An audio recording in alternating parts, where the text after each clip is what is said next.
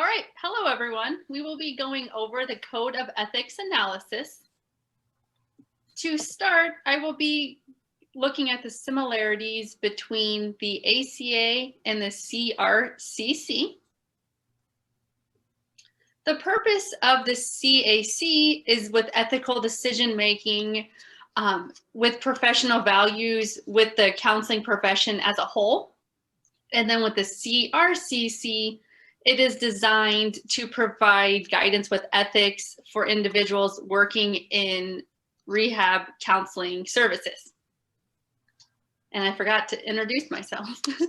My name is Allison Cordefe, and I work with Nebraska Voc Rehab here in Lincoln, Nebraska. So with that, I will be coordinating what I do along with the rehab counseling side of this. With the values, the ACA has 5 values, and then the CRCC has 9. While reading over them, it looks like they're all very similar. The CRCC just divided theirs into more categories, but in the end, they really fit hand in hand. To go along with that, looking at the similar values, some of those that connected with the ACA, enhancing human development throughout the lifespan, honoring diversity and embracing multicultural approach, promoting social justice, safeguarding the integrity of the counselor-client relationship, and practice in the competent and ethical manner. So along with that, some of those from the CRCC, serving individuals holistically, appreciating the diversity of human experience, respecting human rights, ensuring the integrity, and appreciating the diversity of human experience. While looking over the moral principles, the ACA and the CRCC had the same 5 principles listed. They're in a different order, but it doesn't seem to be a difference on what order based on the value and the importance of them. So those go completely hand in hand. So with the ACA, which most of us are familiar with, they have 9 code of ethics that are listed. And then with the CRCC, there are 12. So a few more compared to the ACA. So next, what we're going to do is I'm going to look at the different similarities on the ones with the ACA and the CRCC. So with the counseling relationship, the ones that went together are the client welfare, informed consent, avoiding harm, prohibited non-counseling roles and relationships, group work, and termination and referrals. With the confidentiality and privacy, the similarities between the two consisted of respecting clients' rights, exceptions, information shared with others, groups and families, records and documents, and case consultation. With professional responsibility, it includes professional competence, professional qualifications, public responsibility, and oh my gosh, I can't talk, scientific basis for intervention. Next, we're looking at the relationship with other professionals. So some of the similarities that I found within that include relationships with colleagues, employers, and employees, and then the provision of consultation services. Regarding evaluation, assessment, and interpretation, similarities included informed consent, release of information, proper diagnosis of mental disorders, condition of assessment administration, and then the scoring and interpretation of assessments. Next would be the supervision, training, and teaching. So similarities with that include counselor supervision and client welfare, clinical supervision competence, supervising relationships, student and supervisee responsibilities, and then counselor, supervision, evaluation, and endorsement. Regarding the research and publication, similarities included research responsibilities, reporting results, publications and presentations, and then managing and maintaining boundaries. Second to last would be your distance counseling, technology, and social media. So with similarities in that category include knowledge and legal consideration, accessibility, confidentiality, information or informational consent and security, and then social media. And then the last code would be resolving ethical issues. And those similarities look at the conflicts between ethics and law, suspected violations, and then the cooperation with ethical committees. Next, I have included my references. And now Lori is going to be up to discuss the differences between the ACA and CRCC. All right, well, welcome. My name is Lori Bauman, and I'm a vocational consultant with the state of Michigan. Let's talk about the differences between the ACA and the CRCC. Even right when we look at the mission statement, the ACA has actually updated its mission statement on their website, which is referenced up here. It's a little different than what we have in that 2014 code book. But just as we look at the mission statement differences, the tones seem different right away from the beginning. Go ahead. At first glance, the contents of the ACA Code of Ethics and the CRC Code of Ethics is similar in many sections. A closer look shows 3 more sections, as well as small changes in terminology in the section headings. The 3 additional sections in the CRC include Section C, which is Advocacy and Accessibility, Section F, Forensic Services, and Section K, Business Practices. The small changes in terminology are included with Section B. So privileged communication is added to confidentiality and privacy in the CRCC. Section E of the CRCC and Section C of the ACA, employers are added to relationships with other professionals in the CRCC section. Section G of the CRCC, the wording is different and the word interpretation is not included in the CRCC as it is in the ACA, which is Section E. Section J of the CRCC and the Section H of ACA, the order of the wording is different. So small differences, but that's what those differences are. So the biggest difference between the ACA and the CRCC is that the CRCC focuses on rehabilitation counselors who work with people with disabilities. So it focuses on the disabilities is what the biggest difference is. Some of the noticeable differences regarding the counseling relationship of the ACA and the CRCC include rehabilitation plans and employment needs are addressed in the CRCC, not the ACA. Involving the support network is addressed in the CRCC, but not the ACA. Sexual relationships are mentioned in both the ACA and the CRCC. However, the CRCC also specifically addresses relationships with vulnerable clients. Mandated clients are addressed in the ACA, but not the CRCC. And fee practices are discussed in the ACA. And actually in the CRCC, it is its own section heading for business practices. That's where fee schedules are addressed. The ACA has a subsection regarding assistance with records, stating when clients request access to their records, counselors provide assistance and consultation in interpreting counseling records. The CRC does not have this. This is regarding confidentiality and privacy. The CRCC has an additional subsection in this section regarding client assistance, stating clients have the right to decide who can be present as client assistants in the meetings. Examples of client assistants could include interpreters, personal care attendants, and advocates. During this practice, the rehabilitation professional must impress on the assistants the importance of maintaining confidentiality.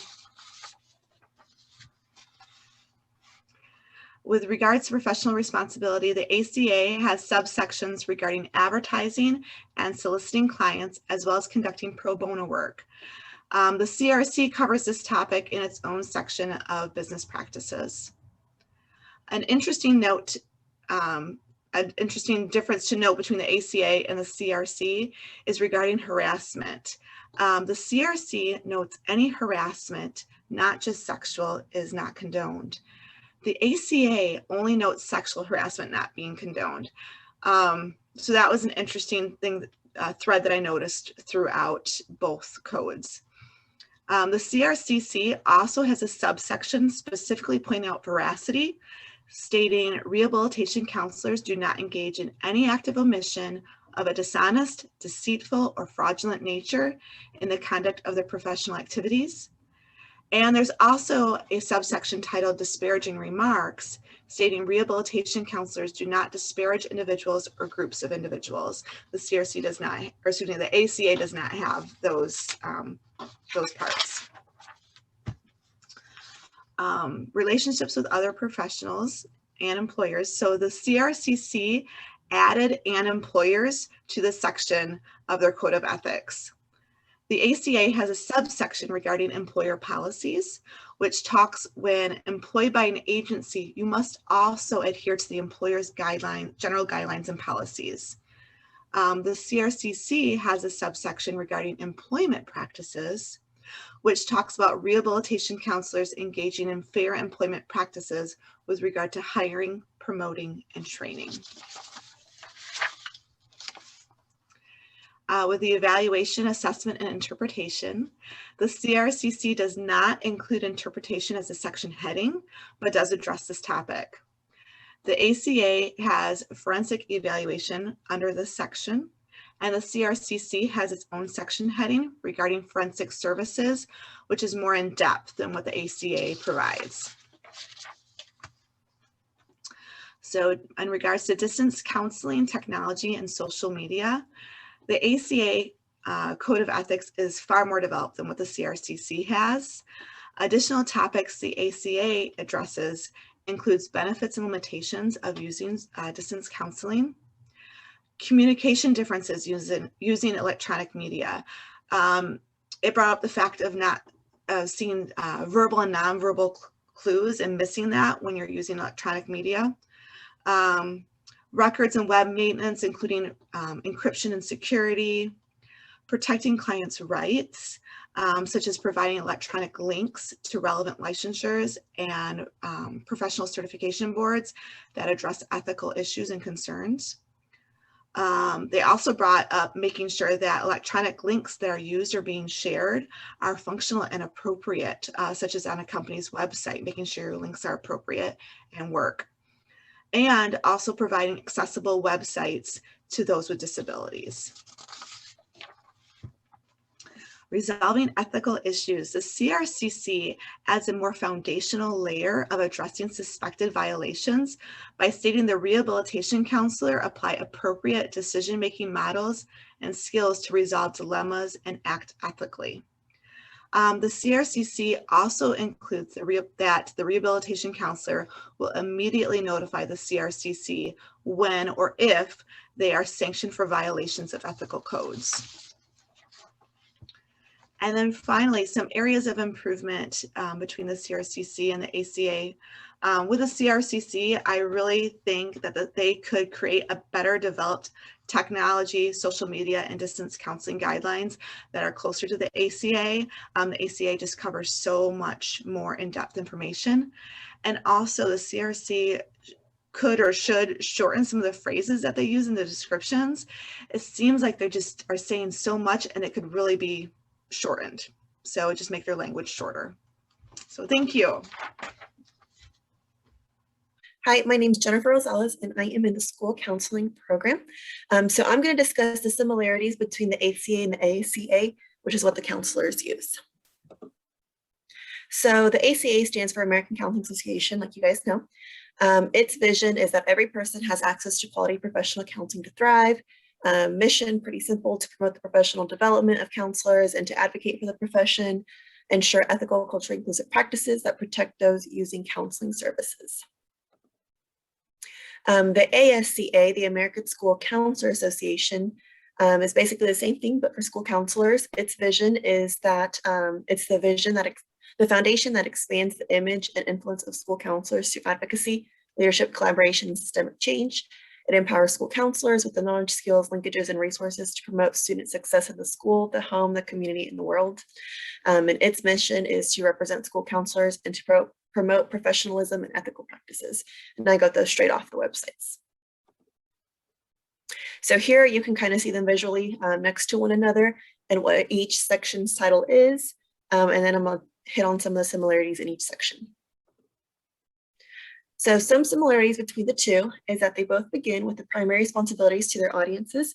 So I gave you an example there that sounds pretty similar, that the primary responsibility of the counselor is to respect the dignity and promote the welfare of the clients. That's part of the ACA, whereas in the ASCA, its primary obligation is to the students who are to be treated with dignity and respect as unique individuals. So as you guys can tell, really similar how they both begin. Confidentiality, of course, is super important, and both of them include that towards the top of their code of ethics. They both also discuss the use of technology and how it applies to your work. So one in regards to how you do counseling using technology, and the other one in regards to how you use it with like doing classroom lessons and counseling and other things such as that. They both include sections on dual relationships as well. So I've included another example there where it talks about how you're supposed to handle if you have a dual relationship.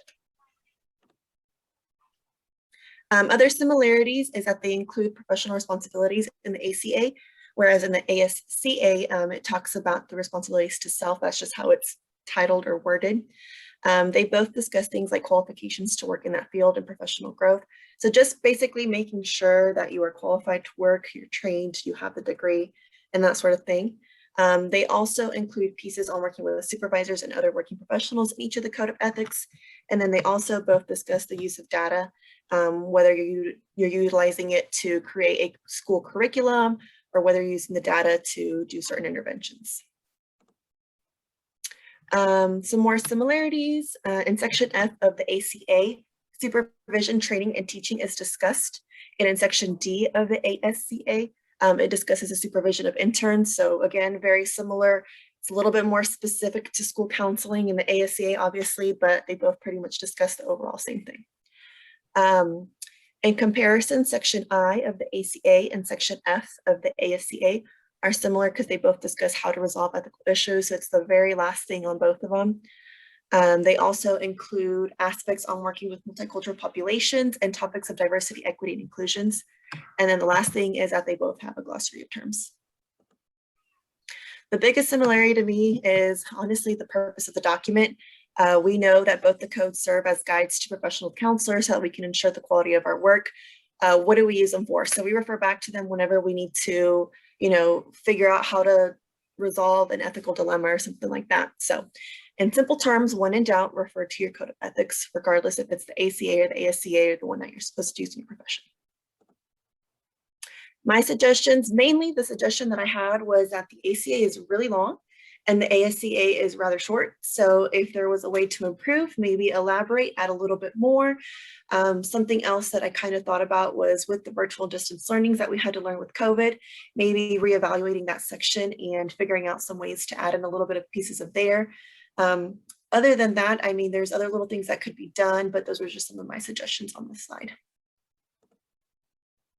And that is all for me. So the next thing we're going to discuss are the differences between the ACA and the ASCA. And just to note, again, we talked about the idea that some of the sections have different headings, but a lot of overlapping information. And again, we're just providing another side-by-side of kind of what these are. The ACA has three extra sections in comparison to the ASCA, but again, a lot of overlapping information. So just to note, the ASCA puts a focus on students, staff, and parents or guardians in a school district. And that's actually one of the biggest differences, is that the ASCA is the code of ethics that specifically guides school counselors or counselors who are working within a school district, whereas the ACA is more of an ethical standards for the overarching idea of counseling, and not the specialty areas that we are included in. The first difference that I want to talk about is the counseling relationship. There are quite a few differences, but one of the biggest differences between these two is that the ASCA puts a focus on doing counseling in a brief context because school counselors don't have as much time with clients, whereas the ACA puts a focus on collaboratively working with our clients to make sure that they are getting a pace that's perfect for them and the counseling relationship that is right for them. So that's one of the biggest differences between those counseling relationships in the ASCA and the ACA. The next one is confidentiality. So the ASCA, in comparison to the ACA, addresses FERPA and kind of what that entails within the school district. So school district rules that are within the school district, from FERPA, those are more addressed in the ASCA than they would be in the ACA because the statutes and laws are a little different for schools. The next is distance counseling, and this is something that we've kind of talked about a lot this year with COVID. But the ASCA does not address multicultural or disability considerations when distance counseling. In fact, it's pretty brief in the ASCA Code of Standards, whereas the ACA goes a little more in depth in what they talk about. They discuss the effectiveness of services, addresses laws and statutes, and talks about standards that can include multicultural and disability considerations. Ethical decision-making is also a difference here. The ASCA provides steps as to what steps to take to make ethical decisions, whereas the ACA gives a more generalized idea of some methods or ideas that we could utilize with the ethical decision-making. So one provides steps and one provides ideas, and then a little more information along with that ethical decision-making for the ACA than there is for the ASCA.